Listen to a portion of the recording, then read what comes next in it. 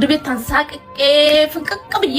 እንደ ቀልድ ነው የሚወራ ስንትን ባይፈሰሰበት እብድናት ተብዬ ከውጭ ሀገር ስለመጣ ውዴ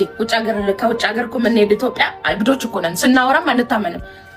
ተብዬ ከዛም በኋላ እናት አለምዬ መመለሻ የለኝም ብር እቁብ ገብቼ እቁቡን በልቼ ከዛም በኋላ ኢትዮጵያ ልኬ ቤቱ ተሰራበት ባለቤቱን ካደኝ ከዛም በኋላ ላችኋለሁ እቁብ ማን ይክፈል ውዴ ከዚህም ተበድሬ እዛም ተበድሬ እቁቤን ከፍዬ ጨረስኩ ምክንያቱም ኦሬዲ ስለበላው ከዛም በኋላ ወደ ዱባይ ለመመለስ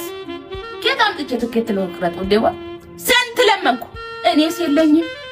ያለው ሁሉ አለኝ አይደል እኔስ የለኝም እንደዚህ ወይ በቀደም እኮ መሬት ገዝቼበት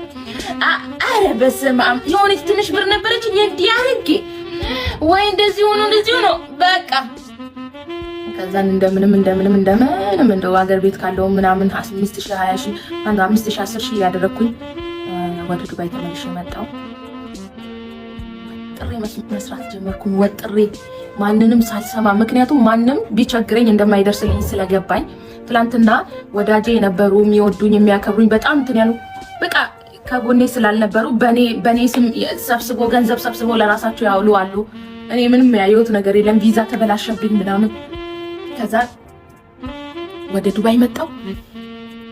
መስማይ ጥጥ የሆነ መከራ ስላለው ነው በነገራችን ላይ ከማንም ጋር ማልገናኘው ማላሽቃብጠው ምናምን ለምን ብዙ መከራና ስቃዮችን አሳልፌያለሁ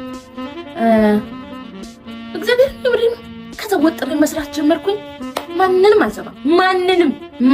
አልሰማም ጓደኛ ቅብጥር ሰው ምናምን ማንንም አልሰማም ማለት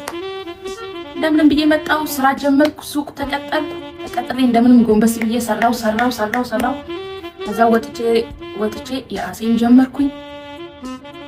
ጓደኛ የለም ምን የለኝ አንድ ትንጥዬ ክላስ ነበር ተከራይቼ ነው ትንጥዬ እንደዚህ ባለ 2 መኝታ ነው አንዱን ክላስ እኔ ተከራይቼ ማለት ነው ከዛ በኋላ እቃ ማለት ነው ብር የለኝም ነበር እንደምንም በዱቤ ከነጋዴዎች